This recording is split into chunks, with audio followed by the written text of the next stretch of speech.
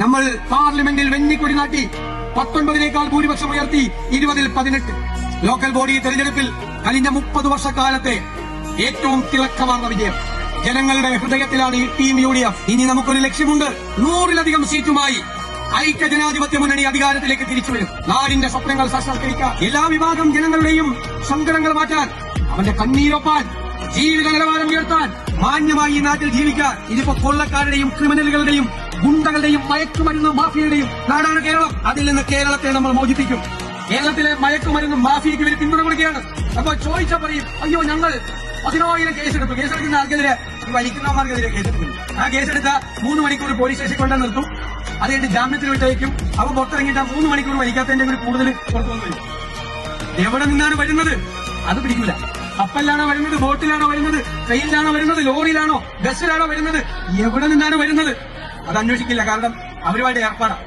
ഇത്ര കൊള്ളക്കാരുടെ സർക്കാർ കേരളം ഭരിച്ചിട്ടില്ല. ജനങ്ങൾ കഷ്ടപ്പെടുകയാണ്.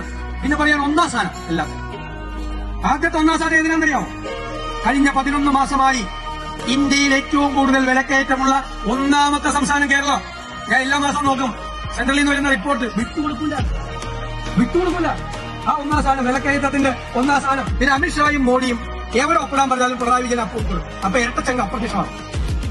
അപ്പൊ 90 ഡിഗ്രിയിൽ കുനിഞ്ഞ് ഒപ്പിടും. അതിന്റെ കാര്യമൊക്കെ ഉണ്ട്. അതെല്ലാം പുറത്തേക്ക് വരികയാണ്. അതെല്ലാം ഇനി ഒരുപാട് കാര്യങ്ങൾ പുറത്തേക്ക് വരും. നമ്മൾ ഈ ദുർഭരണം അവസാനിപ്പിച്ച് കേരളത്തെ മാറ്റിയെടുക്കും. നമ്മുടെ കുഞ്ഞുങ്ങളെ ചേർത്ത് പിടിക്കും. ഞാൻ വരാനിരിക്കുന്ന തലമുറകൾക്ക് വേണ്ടി കൂടിയാണ് ഞാൻ നിങ്ങളോട് വാക്കു പറയുന്നത്. കേരളത്തിൽ നമ്മൾ മാറ്റമുണ്ടാക്കുക തന്നെ ചെയ്യും. ഒരു സംശയവും വേണ്ട. ഒരു ശക്തിക്കും തോൽപ്പിക്കാൻ പറ്റില്ല. നമ്മൾ 5 കൊല്ലമായി പ്രതിപക്ഷമാണ്. ഞാനൊരു കാര്യം അഭിമാനത്തോടെ നിങ്ങളോട് പറയുന്നു.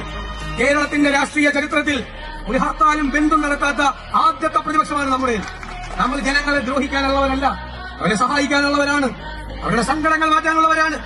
നമ്മൾ മുന്നോട്ട് പോകും. കേരളത്തിലെ ജനങ്ങളുടെ ഹൃദയത്തിൽ ടീം UDF ഉണ്ട്.